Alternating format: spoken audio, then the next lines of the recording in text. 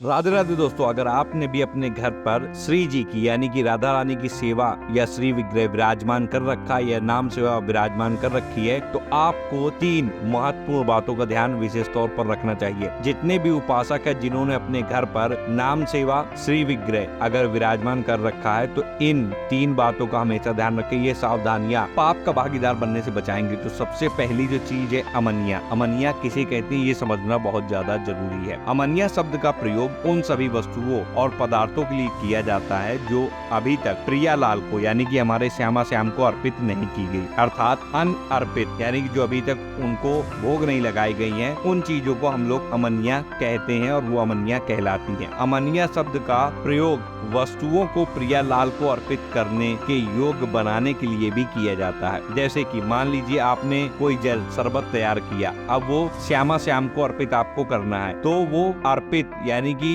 उनको भोग लगाने से पूर्व अमनिया ही कहलाएगा। जैसे फल, रसोई इत्यादि को अर्पित करने योग्य बनाना, सेवा के पात्र मार्जन करना, वस्त्रों को सिलकर तैयार करना। तात्पर्य ये है कि वस्तु या भोग पदार्थ को प्रियालाल के उपयोग के लिए तैयार करने की जो प्रक्रिया होती है उसे भी अमनिया करना कहते हैं। तो अमनिया का मतलब आप लोग अच्छी तरह समझ गए होंगे। ये पॉइंट नंबर 1 था। बात करते हैं पॉइंट नंबर 2 जो सबसे महत्वपूर्ण है, प्रसादी। उपासक यानी कि हम सब जो हम लोग सेवा करते हैं श्यामा श्याम की, हमें उपासक कहा जाता है। उपासक के द्वारा प्रियालाल को अर्पित की गई कोई भी वस्तु या पदार्थ, जैसे कि मान लीजिए आप कोई खिलौना लाए हैं या फिर आप मुरली लाए हैं श्यामा श्याम के लिए, वो वस्तु हो गई। पदार्थ यानी कि खाने योग्य जो पदार्थ है, जब प्रियालाल उसे ग्रहण कर लेते हैं तब उन्हें हम प्रसाद या प्रसादी वस्तु कहते हैं। इसका आपको ध्यान रखना है। अब बात करते हैं तीसरे और सबसे महत्वपूर्ण पॉइंट की, वो है पवित्रता। उपासक को सेवा में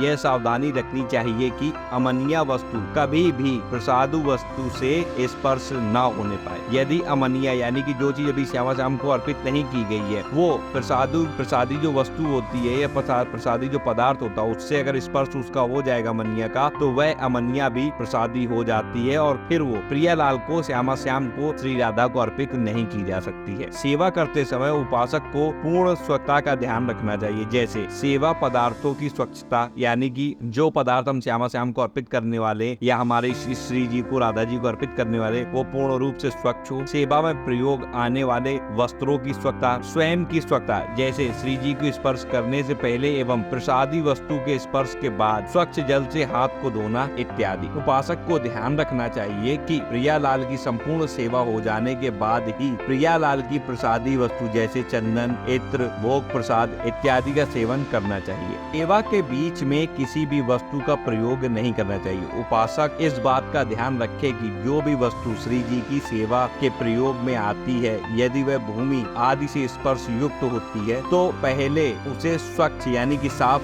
जल से प्रक्षालित यानी कि धो ले, उसके बाद में ही श्री जी की सेवा में उसका प्रयोग करें। जैसे फूल गिर गया तो उसे ऐसे ही नहीं उठा के नीचे गिरा तो आपने उठा के चढ़ा, नहीं, उसको जल से अच्छी तरह स्वच्छ करें तब आप अर्पित करें। उचित तो ये होगा कि अगर उपासक भूमि पर पहले कोई स्वच्छ वस्त्र हम लोग बिछा दें या कोई ऐसी चीज बिछा दे कि अगर कोई चीज उस पर गिरे तो वो गंदी ना हो। उपासक को श्री जी की सेवा में जाने से पूर्व इस बात का सदैव ध्यान रखना चाहिए कि उसके हाथ हमेशा स्वच्छ और पवित्र होने चाहिए। सहसा श्री जी और श्री जी के पार्षदों यानी कि श्री जी के सेवा में प्रयोग होने वाले पात्र को स्पर्श करना नहीं चाहिए। यहाँ पर मतलब ये था कि ऐसे ही आप मान लीजिए बैठे घर पे अपने बेड पे बैठे हैं या कहीं बैठे हैं और आपने अचानक उठे और डायरेक्ट श्री जी को स्पर्श कर लिया या उनकी सेवा में जो वस्तुएं प्रयोग होती है उनको स्पर्श कर लिया, ये करने से अपराध बनेगा। आपको ये नहीं करना है। सबसे पहले अपने हाथों को स्वच्छ करना, खुद को अच्छी तरह स्वच्छ करना, उसके बाद में आचमन करने के बाद ही श्री जी की सेवा में जाए। तो ये 3 ऐसे महत्वपूर्ण पॉइंट थे